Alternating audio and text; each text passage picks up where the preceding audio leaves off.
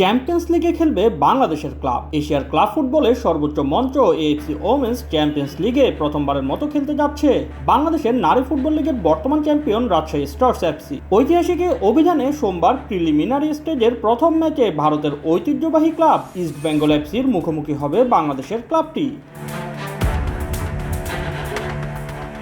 মালয়েশিয়ার কোটার কিনাবালুর লিকাস স্টেডিয়ামে অনুষ্ঠিত হবে এই গুরুত্বপূর্ণ ম্যাচকে সামনে রেখে রোববার একই ভেন্যুতে শেষ মুহূর্তের প্রস্তুতি সম্পন্ন করেছে রাজশাহী স্টার্স।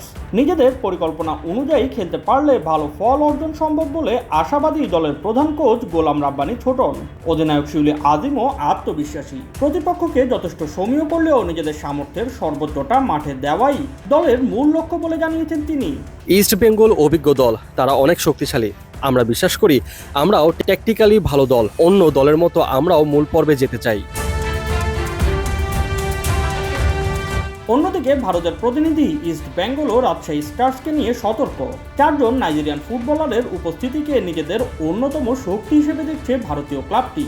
তবে বাংলাদেশের চ্যাম্পিয়নদের কোনোভাবেই হালকাভাবে নিচ্ছে না তারা।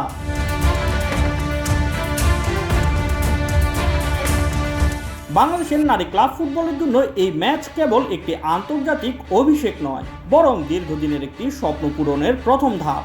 এশিয়ার সর্বোচ্চ ক্লাব প্রতিযোগিতার মঞ্চে নিজেদের সামর্থ্যের ছাপ রেখে স্মরণীয় অভিষেক করতে চায় রাজশাহী স্টার্স এফসি। এখন অপেক্ষা মাঠে সেই স্বপ্নের বাস্তব রূপ দেওয়ার। Shoaib Shams, BD sports time.